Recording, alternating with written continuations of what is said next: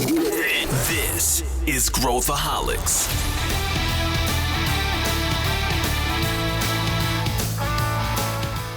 Olá, aqui é Pedro Van Gertner, eu sou o CEO da Ace Ventures e esse é Growthaholics, o podcast para quem adora inovação e empreendedorismo. Se você curte e acompanha o Growthaholics, avalie o podcast com 5 estrelas pela plataforma de áudio que você utiliza. Isso ajuda mais pessoas a encontrarem o nosso conteúdo. E no último episódio do ano, encerramos a nossa série de tendências. Hoje eu converso com Diego Barreto, que é VP de Finanças e Estratégia do iFood, e Luiz Gustavo Lima, que é CEO da Ace Cortex, sobre as nossas expectativas e tendências para a inovação em 2024. A gente vai falar sobre muita coisa, mas o papo derivou para uma visão cabeça que acho que você vai gostar muito e vai anotar com atenção, eu tenho certeza, os pontos que a gente falou. Vem com a gente!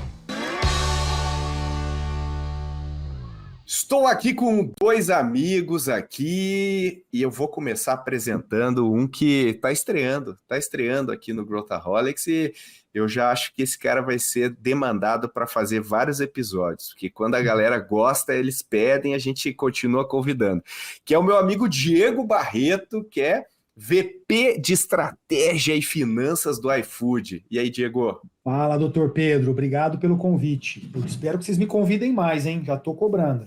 Já não há dúvidas. E também aquele que já é um ídolo aí de 9 entre 10 pessoas que ouvem o Growthaholics, Luiz Gustavo Lima, vulgo LG Lima. Tudo bem, LG? Tudo bem, Pira? Prazer estar de volta. Estavam cobrando a minha presença aqui no podcast, faz tempo que eu não venho. Mas hoje é um dia muito especial, com alguém que eu admiro bastante, acompanho nas redes sociais. Tenho o livro aqui em casa, vou ler o novo livro dele, tenho uma expectativa alta para o nosso encontro de hoje. Então vamos começar com isso. Como um colega autor aqui, eu sempre divulgo os livros dos meus companheiros aí, autores, porque eu sei que o trabalho que é fazer o livro, né, e colocar ele no mercado, então precisa desse reconhecimento. O livro é O Cientista e o Executivo, o segundo livro do Diego, e fala aí um pouco de o que a galera pode esperar, né? O nome já é sugestivo, o que a galera pode esperar desse livro aí que você acaba de lançar? Boa! Cara, esse livro, o conteúdo dele é basicamente o que aconteceu no iFood entre 2018 e 2023. 2018, a gente toma a decisão de começar a preparar a empresa para se tornar uma empresa de inteligência artificial. E 2023 é a data de hoje, então a gente conta todo esse processo, as coisas boas e ruins e o efeito que a empresa sentiu por causa dessa decisão, dessa transformação. Por que a gente escreveu o livro, Pedro? Por uma questão muito simples. Porque o brasileiro, via de regra, ainda acredita que inteligência artificial é aquilo que o Google faz, que a Meta faz, que a Anthropic faz, que a OpenAI faz, e não é. É também. O que a gente queria muito é que as pessoas saíssem inspiradas dizendo, puta, a minha empresa tem que fazer esse negócio também por uma razão simples, porque tem um efeito violento no negócio. Então as empresas precisam acreditar que é possível fazer isso aqui, senão a gente vai perder esse bonde e os efeitos vão ser muito ruins para as empresas brasileiras. Pô, sensacional, e acho que isso vai casar bem com o que a gente vai discutir nesse episódio. E a gente vai colocar aqui o link para quem quiser conferir o livro, que ainda não li, mas recomendo, né? Parece o Silvio Santos, né? Não vi o filme, mas recomendo. Que quem quiser comprar vai poder, e recomendo aí sempre prestigiar os nossos autores, a produção intelectual em negócios brasileira que precisa de incentivo, né? A gente tem muita coisa de autoajuda e tudo mais que bomba aí no aeroporto, mas é importante aí valorizar pensadores de negócio e o Diego certamente é um dele. A gente faz alguns almoços filosóficos e vai longe, e esse é um dos episódios que a gente vai poder fazer ao vivo, e a gente vai discutir as tendências, o que a gente está enxergando de tendência, o que vem por aí, né? Uma das provocações será que 2024 vai ser o ano da inteligência artificial? Conecta muito com o que o Diego está falando aí.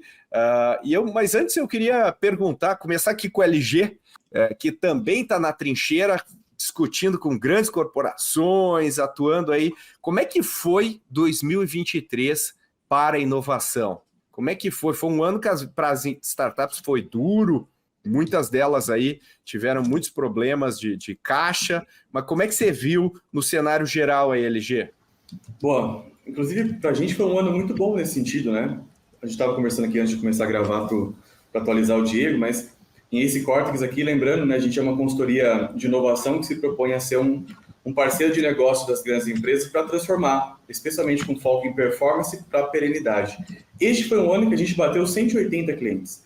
Uma empresa que nasceu há 5 anos, ter 180 clientes, grandes corporações como Natura, Gerdau, BTG Pactual, Randon, Volkswagen, etc., foi uma conquista muito grande para a gente. Isso nos coloca numa condição também bastante, ou um tanto quanto privilegiada, que é acompanhar a inovação por trás da notícia.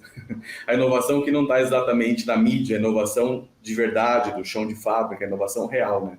Então, acho que tem alguns pontos, Pedro, ao longo aqui do bate-papo a gente vai provavelmente pincelar e passar por todos eles.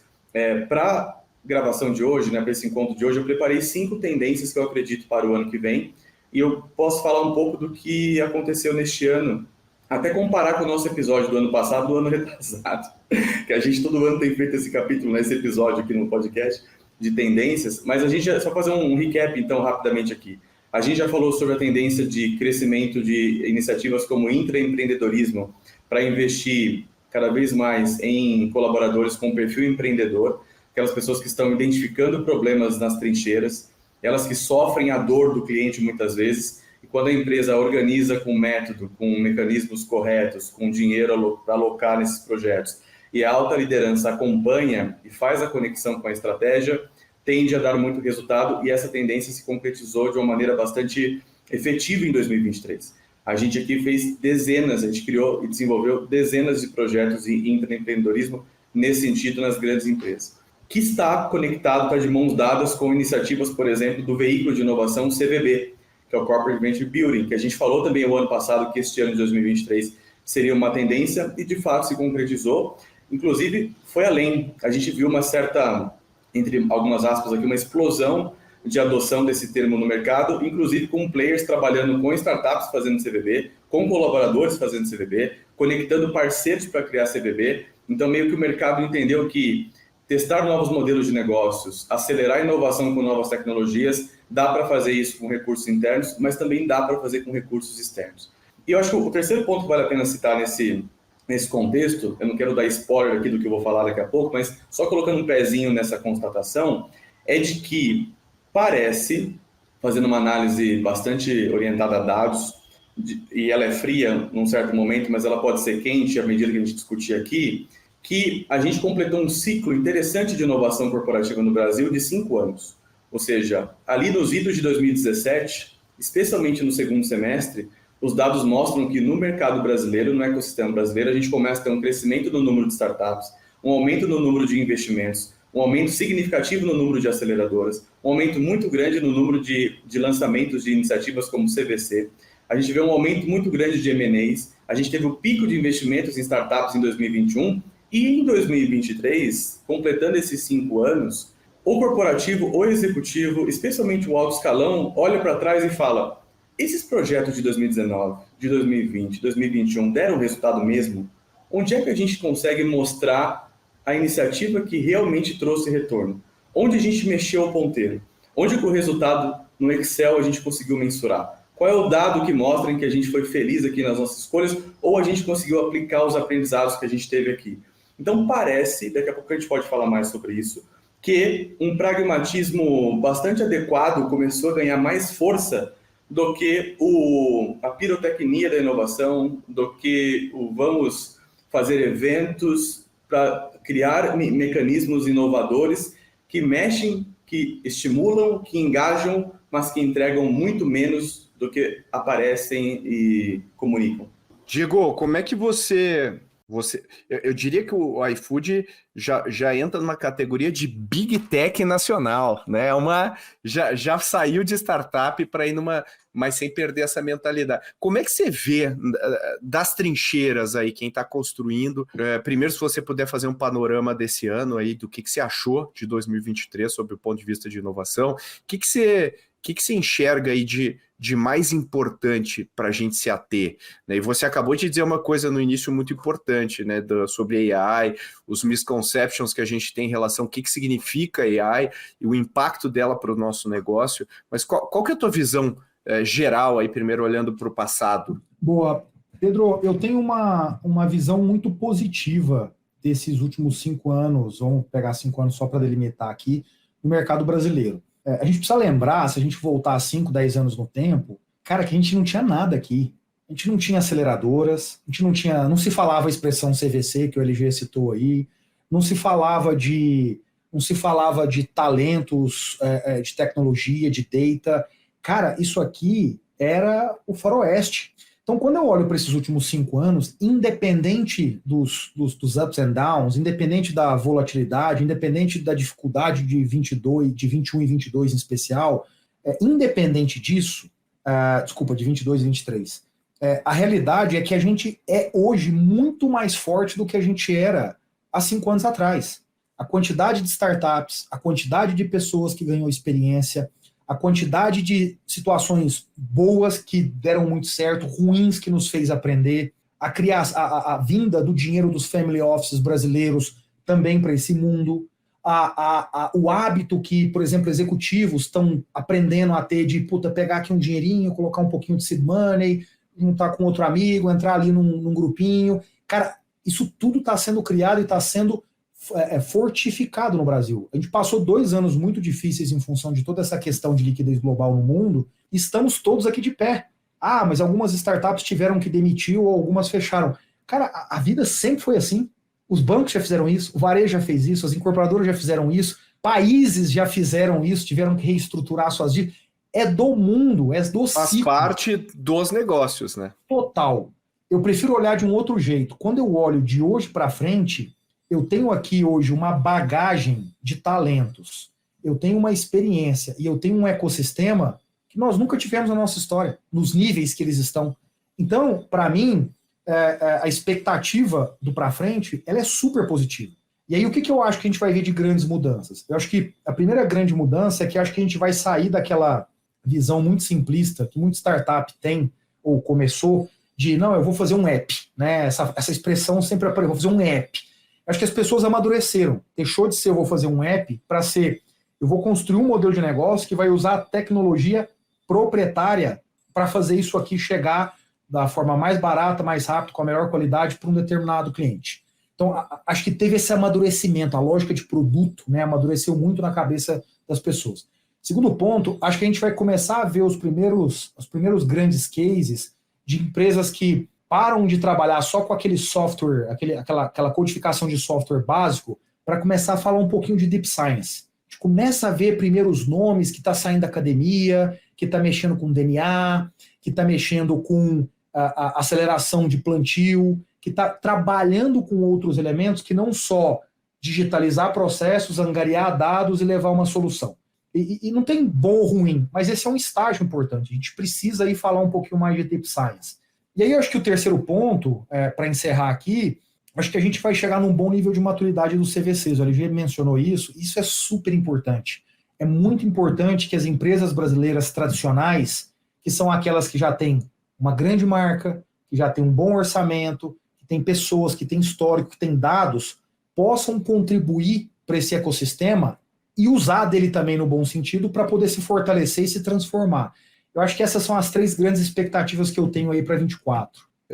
Você falou umas coisas super interessantes e eu pensando aqui, né, no que a gente está encontrando hoje no mercado, o capital humano que a gente tem hoje, ele é completamente diferente em termos de skills e o pessoal já monta uma startup, sai jogando, né? Eles não têm essa coisa de...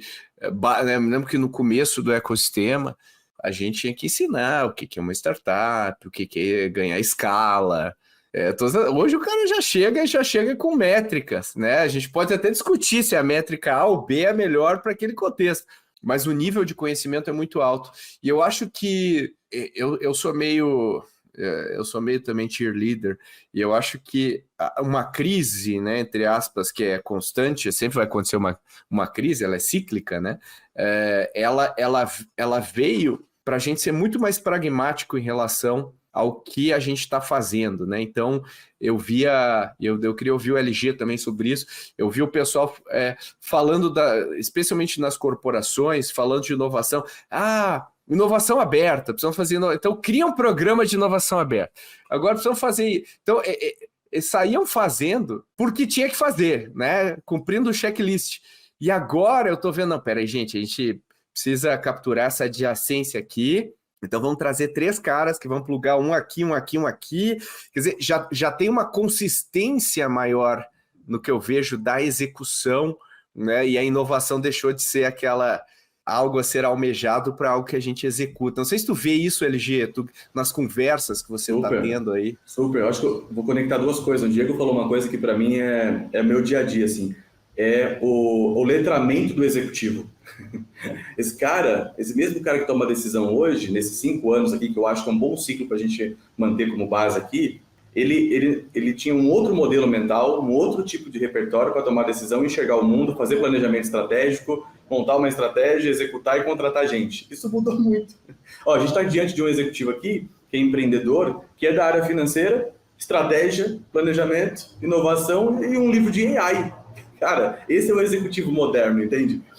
Inclusive, para dar um dado, né, para quem está acompanhando, eventualmente não conhece tanto assim o mercado, em 2017 a gente tinha 5.000 startups no Brasil, 2 anos depois a gente teve aproximadamente 13, e hoje a gente tem 20.000, né, em torno de 20.000 startups. Então, um ciclo de 5 anos, a gente saiu de 5.000 para 20.000 startups, e quando a ICE nasceu em 2012, eram 2.000 startups.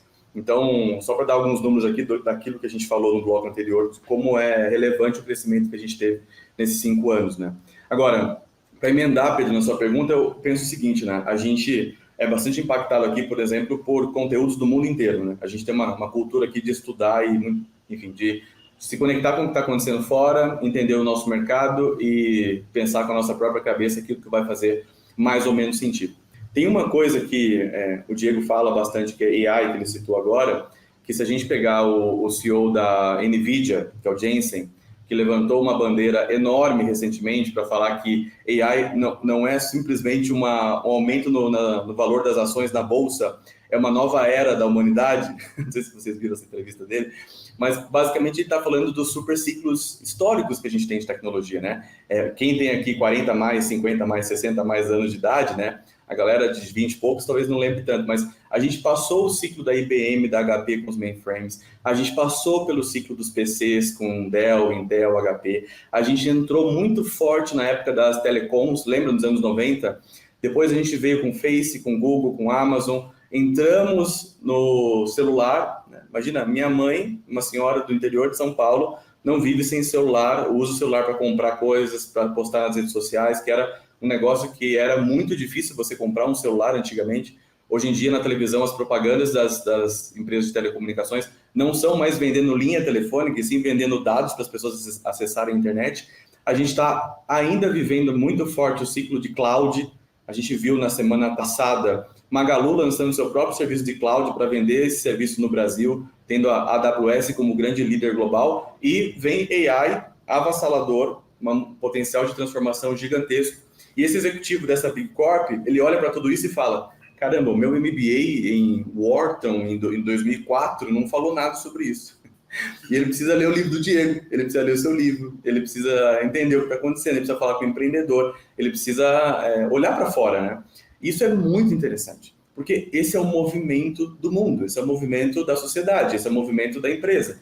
Por isso que eu gosto sempre de conectar essa visão de nova economia com nova sociedade, com novas práticas, com novos hábitos de comportamento de compra, de consumo, de relacionamento com as marcas e tudo mais. Então eu vejo que a tradição, a origem, o repertório do executivo veio da era industrial mesmo, do jeito de confiar, do jeito de criar marca, do jeito de fazer gestão, de um jeito de entregar resultado para o acionista, e ele se depara com um ambiente hoje, com o mundo hoje, onde um dos principais gaps, desafios de se fazer inovação na prática é capacitação, skills, tanto hard quanto tech, mas especialmente skills tech de agilidade, essa mentalidade empreendedora com uma agenda de inovação conectada com a estratégia.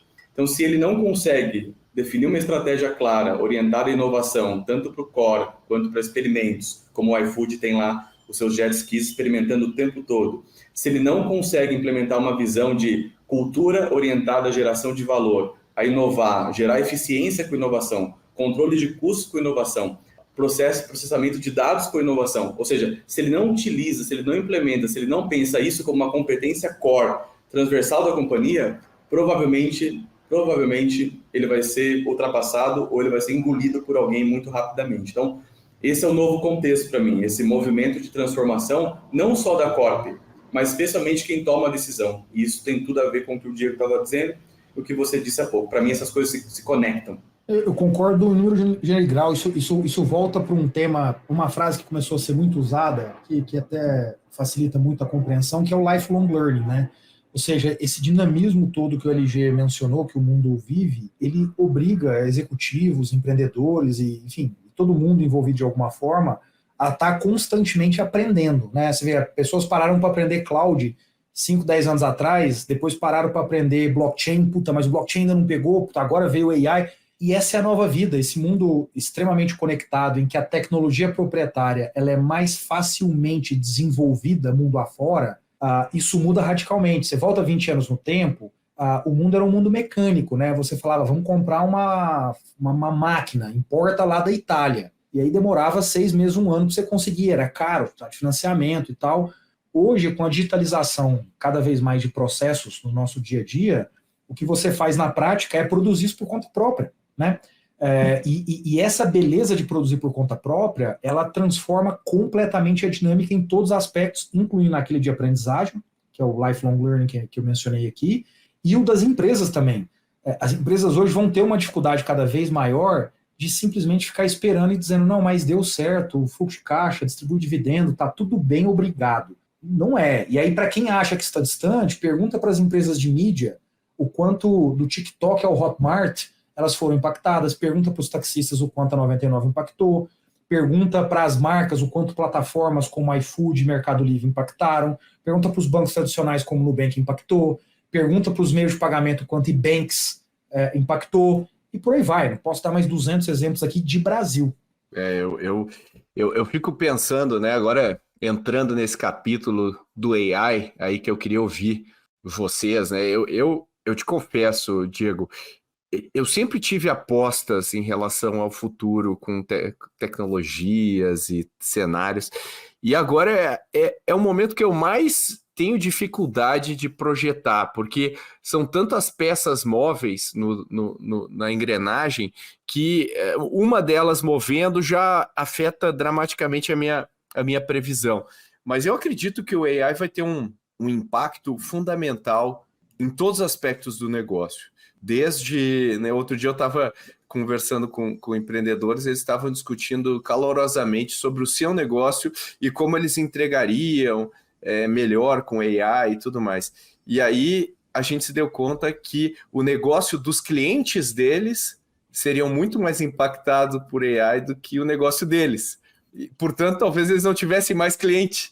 E aí todas as premissas que eles estavam fazendo não estavam mais válidas. E eu acho que dentro do ambiente corporativo, a gente pode até extrapolar, tem muita gente, especialmente em empresas maiores, que se porta como um NPC corporativo, né? O NPC, non-playable character, fica lá no cantinho, chega de manhã, faz a coisa, bate o ponto, né? E vai, e a vida que segue. E eu acho que o mundo corporativo não comporta mais NPCs. Ele comportava. Daqui para frente, tudo que a gente vai poder espremer, produtividade e coisa, a gente vai fazer, as empresas vão fazer e as pessoas vão ter que gerar muito valor. Como é que você vê isso, Diego, agora casando aí com essa jornada que você teve na prática aí esse ano e no ano passado? Faz sentido isso? Como é que você extrapola esse impacto que a gente está vivendo? Pô, Pedro, eu acho que eu tenho 3 coisas para dizer sobre o que eu acredito que vai ser o impacto. A primeira delas é a seguinte: a gente entrou nessa jornada em 2018 e ela é muito difícil, não do ponto de vista técnico. Técnico é sentar a bunda na cadeira, é sangue, suor e calor. Sai. Todo mundo aqui é inteligente a ponto de fazer. O ponto é você movimentar uma organização para fazer um completo reskilling e upskilling. Eu não trabalho mais com as mesmas ferramentas de 2018. Eu não modelo, e quando eu digo eu, não é o time de tecnologia e data, eu, Diego, e eu, pessoas do time financeiro, do jurídico, do marketing, da logística, essas pessoas não usam mais a modelagem baseada num Excel. As pessoas aprenderam a trabalhar, por exemplo, com SQL. As pessoas entendem o que é a clusterização de informações padronizadas no Data Lake. As pessoas. Esse processo de transformação, ele é difícil. Vocês sabem disso. Vocês sabem que vocês tocam bastante empresas que estão nesse processo de transformação. Então, o que eu quero, acho que a primeira coisa que eu queria dizer aqui é o seguinte: as empresas que demorarem a começar a jornada, elas vão ter uma dificuldade muito grande de simplesmente reagir quando um problema acontecer. Quando um problema acontecia e a discussão era tecnologia proprietária, digital, software, cara, você conseguia reagir com alguma velocidade. Você contrata uma software house, paga bem para ela, você vai sair com alguma coisa daqui a 3, 6 meses. Com alguma coisa. Não vai estar ótimo, mas você vai sair com alguma coisa. Com dado não funciona assim. Com dado, você precisa estruturar esse negócio.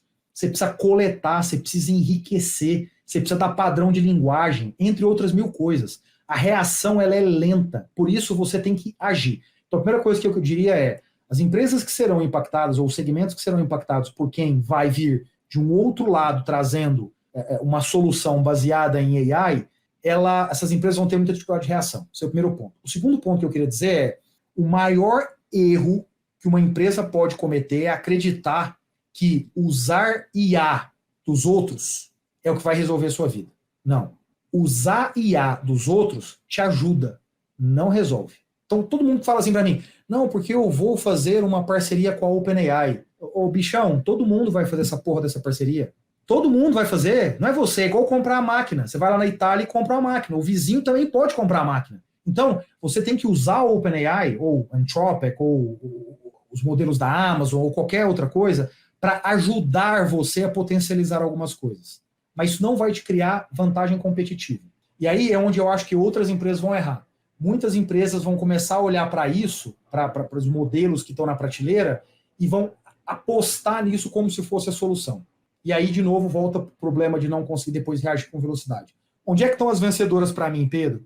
As vencedoras para mim, e é isso que eu estou tentando extrapolar aqui, são aquelas que vão criar modelos de IA, em especial o Machine Learning, que é mais objetivo aqui para se conseguir fazer dentro de casa, proprietários, especialistas. Cara, esse processo, na minha empresa, ele é crucial. É isso aqui que eu vou impactar. Isso aqui a OpenAI não tem. A OpenAI não vai vir especificamente para resolver o problema aí na sua casa, nem aqui na minha empresa. Ela vai dar uma solução mais geral. Então eu vou te dar um exemplo. 2 dos modelos que a gente criou aqui que mudou radicalmente a empresa. Logística. Hoje, toda definição, toda predição, todo o uso de parâmetros que eu tenho para definir como a minha logística acontece de ponta a ponta é feita por um modelo, não tem um ser humano que faz isso. Não tem um ser humano que faz isso. E o outro é segmentação do marketing. Quem toma a decisão de para quem alocar um determinado investimento de marketing, que pessoa, em que ocasião, em que geografia, em que frequência, é um modelo proprietário, só meu. Esses 2 modelos fizeram o iFood se tornar uma empresa superavitária. Foram eles que fizeram. Por quê? Porque eu ganhei um nível de eficiência violento. Não é a Anthropic que vai me dar isso. Quem vai me dar isso é a minha especialização dentro de casa, que volta para o primeiro ponto, leva tempo. Então, acho que essas são as 3 grandes peças que eu acho que vão ser determinantes aí nos próximos anos, Pedro. Puta, fantástico. E obviamente negócios como o iFood, que são negócios que nasceram com uma ótica já digital, também tem uma vantagem de gerar, né? Isso obviamente em outros setores também, mas gerar um volume de dados grande, né? O que também favorece esse tipo de análise, né? Mas, LG, esse cenário que o Diego me falou agora, comparando com a visão média, average, que a gente vê no mercado, a gente tem uma distância bem grande do que normalmente é praticado, né? Bem Olhando grande. que o Diego está na ponta, Sim. né? Como é que você acha que fecha esse gap? Depois quero ouvir o Diego também nisso, né? Como é que assim, capacitação? O que é, né? assim, o Diego até trouxe o conceito do lifelong learning, né? Que é a questão de você estudar constantemente, ainda mais no mundo que a gente vive, que tem coisa nova todo dia. A gente tem experiência aqui com educação, né? Você, especialmente, no meu caso menos, né? Você deu aula muito mais anos do que eu. Eu estou indo agora para acho que 7 anos dando aula no MBA da GV e da ESPM. Já passaram-se 7 anos, desde que eu comecei lá. Mas, assim, toda a turma tem um VP, tem um diretor, mas a maioria são gerentes e coordenadores. Então, essa galera da alta liderança, eu acredito que eles estão ainda mais concentrados em programas específicos para eles, tanto em company quanto alguns eventos. Por exemplo, o Diego participa de vários exemplos que ele vai falar, apresentar, e provavelmente lá ele encontra alguns executivos do alto escalão, né? Agora, a média, vamos pensar assim, né? A galera do meio aqui, ela vive a experiência de um iFood no celular dela, e quando ela vai trabalhar, ela se frustra com aquilo que ela encontra no trabalho dela. Ou seja, ela tem uma espécie de uma transformação digital no B2C, e ela está parada nos anos 90 no B2B. É isso aí. Mais ou É o menos contrário isso. do que era, né? Antigamente era o contrário. Dentro da empresa a gente tinha o high-tech e na rua não. Agora é na rua que tem o high-tech. Pois é. E o que me chama a atenção é que, como esse negócio ele é muito interessante, o Diego citou a palavra do movimento que é necessário fazer na empresa, se o executivo está um pouco desavisado, ou ele não entende exatamente esse contexto aqui, ele acha que é implementar tecnologia e vai para esse caminho que o Diego trouxe de vamos fazer parceria então com a OpenAI. E ele não consegue conectar os pontos para chegar na conclusão de que é estratégia e não a tecnologia que é a chave para você ser bem sucedido com AI. Assim como quando fala de transformação digital, é a cultura e são as pessoas a chave, ou são as chaves para você ser bem sucedido no processo de transformação digital, de automação e tudo mais. A gente tem, por exemplo, acho que tem iniciativas muito legais para a gente destacar aqui. Uma delas é do Boticário, que ele fez a união das vice-presidências de tecnologia, inovação e gente, né? É o Daniel Knopofs, se não me engano, o sobrenome dele eu acho que é assim. Que juntou três, o VP que olha para a tecnologia é o mesmo VP que olha para a inovação, que é o mesmo VP que olha para a gente, né? Então, esse movimento de trazer o engajamento dos times, desde a alta diretoria, da alta liderança, para a galera que toca, para direcionar corretamente a estratégia, para colocar todo mundo remando para o mesmo lado. E no caso deles, como um bom exemplo de maturidade digital, por tudo que eles fazem, já é um sinal também nessa linha de quais são os sinais que a gente tem que mostram que tem bons exemplos. Tem empresas que já saíram naturalmente à frente dos outros, que estão fazendo isso há alguns anos, que aprenderam algumas coisas que a gente está discutindo aqui. Então, eu diria que o aprendizado constante dessa turma, com essa visão estratégica que consegue tangibilizar para o tático operacional e tendo uma clareza básica, fazer o arroz com feijão de não depender apenas de uma pessoa de inovação, ou do diretor de inovação, de uma área de inovação, que é o exército de uma pessoa, de uma área só, mas descentralizar esse compromisso, essa responsabilidade de inovar. Descentralizar a tomada de decisão. As áreas de negócio que têm compromisso de crescer, de gerar eficiência, de gerar valor, de aumentar a experiência do cliente, elas podem e devem fazer isso com inovação, com AI, com outras ferramentas, com outras tecnologias. Então, é entender que tecnologia é meio, não é fim para a gente. Que método é meio, não é fim para a gente. O que é fim para a gente é gerar valor para o cliente final, para o usuário final, para o consumidor final. Mas pegando isso, Diego, a gente vai falar, você fala, pô, o cara da área financeira está fazendo query no SQL. Isso é uma exceção, né? Não é nem perto é a regra hoje do mercado. E você fala, pô, lifelong learning e tudo mais. Não são todas as pessoas que, aliás, é a minoria das pessoas que tem esse mindset. E como é que você qualificaria esse mindset, né? Fazendo uma pergunta parecida com o LG, dentro das empresas que você recebe um monte de gente fazendo benchmark e tudo mais. Porque eu fico um pouco preocupado com aquela coisa, né? Pô, vamos usar agora o OpenAI, vamos substituir o nosso call center. Pô, genial, cara. Tu monta um business case e substitui. Aí quando tu olha para o lado, todo mundo substituiu o call center no mercado e você perdeu a sua vantagem competitiva. Não, aí deixou de ser uma vantagem competitiva, que nem você falou, né? Quando você é proprietário é diferente, né? E aí você vai ser obrigado a usar AI em diversas áreas do teu negócio e não necessariamente vai gerar alguma vantagem competitiva. E essa correria é uma coisa que poucas empresas estão compreendendo do jeito que você explica. Como que a gente sobe num banquinho lá na Praça da Sé e fala o fim está próximo? O Pedro, uma característica comum aqui minha, sua e do LG aqui é a educação. Nós gostamos de educação, nós damos aula, nós fazemos coisas envolvendo essa transmissão de conhecimento. O livro é um pouco disso, né? Por que eu escrevi o livro? Vocês sabem disso, não se ganha dinheiro escrevendo livro no Brasil. Então não foi para ganhar dinheiro. Não é pelo dinheiro. Total, você sabe disso, né? Eu não ganho dinheiro explorando minha imagem em pessoa física, então também não é para uma questão reputacional, para poder, sei lá, aparecer na Rede Globo, aparecer na sei lá onde. Não é. Eu fiz por uma questão meramente educacional, né? E o resultado que eu apuro, que me deixa feliz, é exatamente quando alguém me liga e fala, cara, puta, posso dar um pulo aí? Ou, puta, dá um pulo aqui na minha empresa pra gente bater uma ideia, porque eu entendi, eu peguei o negócio e eu preciso começar. Então, Pedro, o que eu acho, sinceramente? Eu acho que a única forma da gente começar a movimentar empresas de forma geral para poder fazer esse processo, porque ele é bom para o Brasil, independente da minha empresa aqui, ele vai gerar emprego, ele vai fazer empresas brasileiras serem mais fortes, vão exportar mais, vão trazer divisa para cá.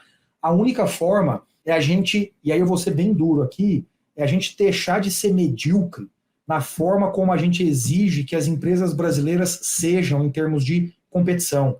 É parar de ir para Brasília pedir subvenção, é parar de ir no BNDES pedir empréstimo mais barato, é ficar esperando o governo. Tá aqui, ó, o Congresso acabou de aprovar uma desoneração da folha de pagamento para 17 setores. Minha crítica não é ao Congresso, a minha crítica são aos empresários que vão lá pedir isso. Então a gente precisa tirar esse pensamento medíocre nosso de que a gente precisa ser protegido para poder vender, ter pouco custo e depois ganhar o nosso dinheiro. Não, cara. É o contrário. A gente precisa ir para um outro, exatamente, precisa ir para um outro patamar. E o que as empresas, Pedro, precisam entender é que as barreiras elas são cada vez menores. O Uber entrou no Brasil, cara, com meia dúzia de pessoas aqui, o resto lá em São Francisco, nos Estados Unidos. Eu, iFood, opero em 1.500 cidades do Brasil, eu tenho escritório em 3 lugares. Aliás, eu tenho 2 escritórios fora do Brasil e 3 no Brasil. Então, o que as empresas precisam entender é que esse processo vai acontecer. Aí alguém vai dizer assim, não, mas eu sou uma fábrica.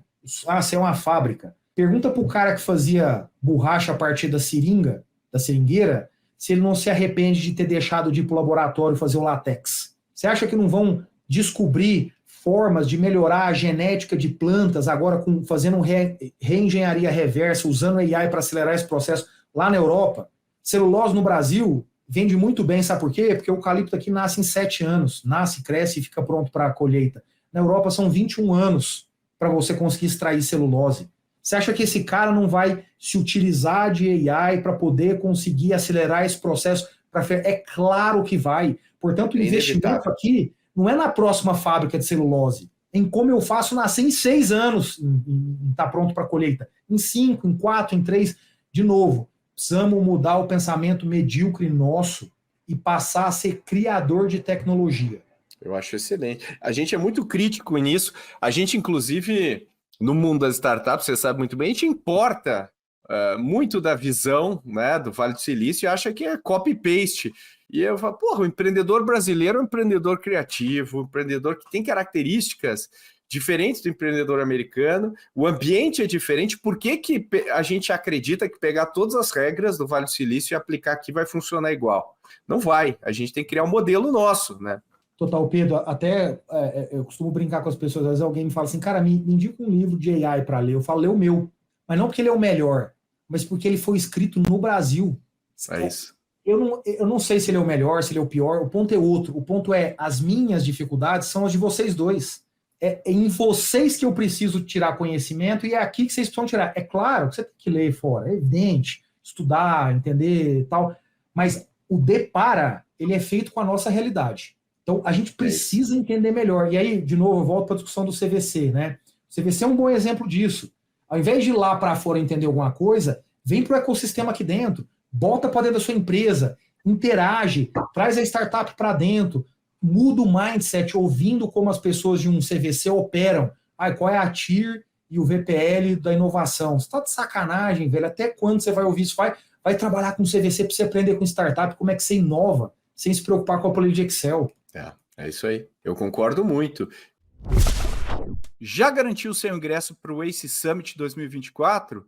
O ACE Summit é um evento para quem empreende, quem investe, quem revoluciona o mundo corporativo. E no dia 26 de julho de 2024, temos um encontro marcado no Centro de Convenções Frei Caneca, em São Paulo. Alguns nomes confirmados são Monique Evely, do Shark Tank Brasil, Gustavo Pinheiro, que é VP na Riverwood Capital, Maria Tereza Azevedo, que é líder de investimentos no SoftBank Latam, Marcelo Lemos, que é CEO do Frota 162 e co-founder da startup Gringo. E spoiler, tem muito mais gente boa vindo por aí. Garanta seu ingresso em acesummit.com.br. Eu te vejo lá. Como é que você vê, LG, e a gente que trabalha em inovação, né, e nas empresas, você tem muito essa coisa, né, que o Diego está falando, né, não, é isso aí, mas no fundo, poucas estão dispostas a tomar as decisões difíceis que precisam ser tomadas, né? Sim, assim, muito gostoso ouvir o Diego. É como se, eu estava pensando aqui agora, né, como é interessante isso, porque se a gente pensar no mundo de bolhas, os algoritmos nos colocam em bolhas, né? Você abre o meu Instagram, ele é diferente do Pedro, que é diferente do Diego, e quem está ouvindo a gente, com certeza absoluta, vai ter um feed diferente, porque o algoritmo ele faz exatamente isso. E, consequentemente, a gente também vive em bolhas. A gente está numa bolha aqui agora. Essa conversa é uma bolha. Porque eu diria que a grande, esmagadora maioria dos executivos brasileiros, eles provavelmente não vão entender metade do que a gente falou aqui. Infelizmente, ainda. Vou colocar ainda, porque o que a gente avançou nesses últimos 5 anos, a gente vai avançar muito mais e muito mais rápido nos próximos 5. Então, por exemplo, esse podcast ele é uma aula. Esse podcast aqui é uma aula. Eu tenho certeza que tem gente que está ouvindo, anotando, e vai levar para o plano, vai conversar com alguém, vai compartilhar, vai marcar a gente nas redes sociais. Então, eu realmente acredito na educação nesse sentido, Pedro. A gente precisa letrar, precisa educar, precisa trazer essa turma para entender o que está acontecendo, tirar daquele cabresto, daquela cultura que ele está lá há 5, 10, 15, 20, 25 anos e mostrar para ele o mundo como o mundo é, nova economia, nova sociedade, novas ferramentas, novas tecnologias, mas acima de tudo como aplica, como usa, como pensa, como que questiona, como que desafia, como que deixa de depender de dinheiro para tudo.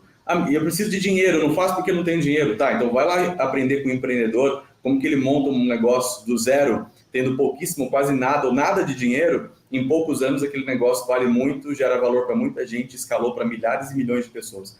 Então eu acredito realmente que, assim como o empreendedorismo é uma das principais alavancas de transformação social, assim como a inovação tem um poder absoluto e grandioso de transformar o país, a educação é a base para a gente elevar o nível de consciência, elevar o repertório, elevar a educação, elevar esse modelo mental de questionar o status quo e também a coragem, o protagonismo, né? O Ben Horowitz tem os artigos famosos. Em 2011, Software is eating the world, né? O software estava engolindo o mundo, transformação digital. Em 2020, na pandemia, it is time to build, é tempo de fazer, o mundo dos fazedores. E há 2 meses lançou o manifesto de tech, a tecnologia, o mundo nunca mais vai ser o mesmo, é daqui para frente. E AI ganhou uma projeção muito grande por conta da OpenAI, mas como nós 3 aqui sabemos e boa parte dos ouvintes, esse negócio vem sendo estudado há algumas décadas já. E agora ele ganha massa. O que fica de pergunta e reflexão é qual é o impacto que esse negócio vai ter nos próximos 12 meses, 24 meses, 5 anos, 10 anos. Eu tenho uma aposta muito simples, assim, de cara, quando a gente fala em educação. A gente aprendeu a dar comando no computador.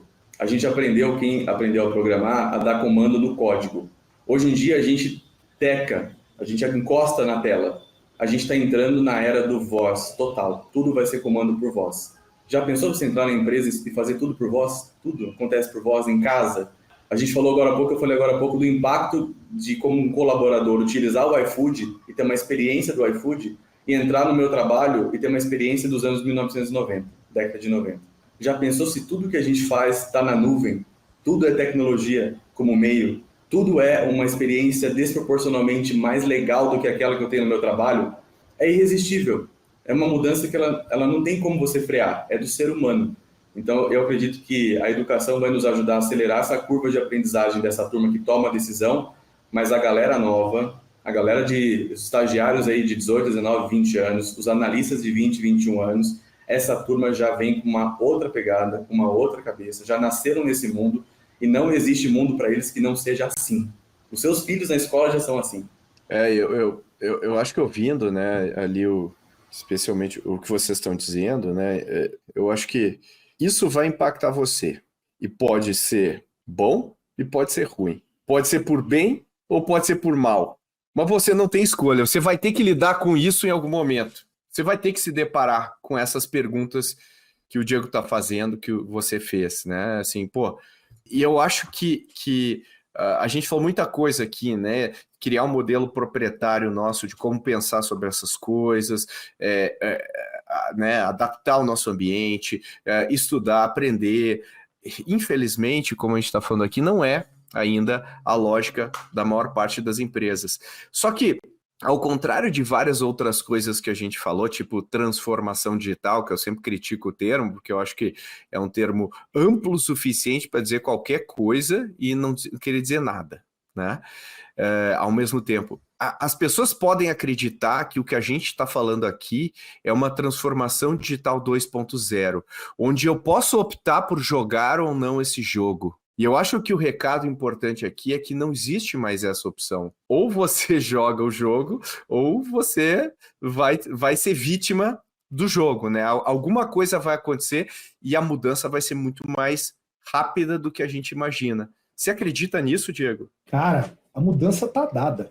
Não tem volta. Já era.